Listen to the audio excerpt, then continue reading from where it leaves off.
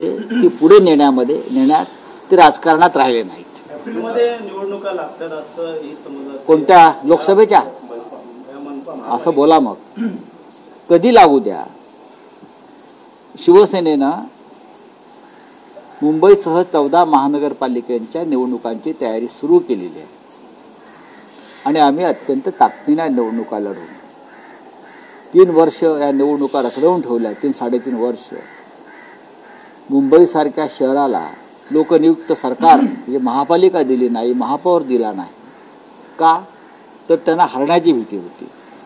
विधानसभा निवडणुकीमध्ये वाममार्गानं आम्ही विजय प्राप्त करू शकतो याची खात्री पटल्यावर ते आता महानगरपालिकेची निवडणूक घेण्याच्या तयारीत आहेत। पण तुम्ही घ्या, आमचे कार्यकर्ते, आमचा मतदार हा ठामपणे मुंबईत मराठी माणूस टिकावा, मराठी माणूस राहावा आणि मुंबई ही राजधानी मराठी माणसाची आहे, ती महाराष्ट्रातच राहायला पाहिजे यासाठी आम्ही प्राणांची बाजी लावून ही निवडणूक लढू। तुम्ही काल शरद पवारांची भेट घेतली असं सांगितलं जाते की राष्ट्रवादी काँग्रेस शरदचंद्र पवार पक्षामध्ये 2 विचारांचे गट निर्माण झाले। एकाचं म्हणणं आहे की अजित पवारांसोबत आपण सत्तेत जावं, तर दुसऱ्या गटाचं म्हणणं आहे की भाजपसोबत आपण सत्तेत जावं।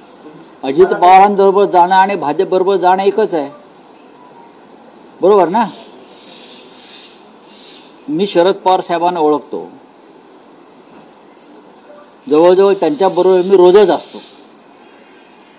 संसदेमध्ये, राज्यसभेत त्यांच्या आणि माझं जागा बसण्याची ही बाजूलाच, आम्ही एकत्रच बसतो की बहुतेक कुणीतरी फार ठरवून आम्हाला जागा वाटप केलेलं आहे। मला असं वाटत नाही की माननीय शरद पवार साहेब त्यांनी जो विचार पुरोगामी महाराष्ट्राचा,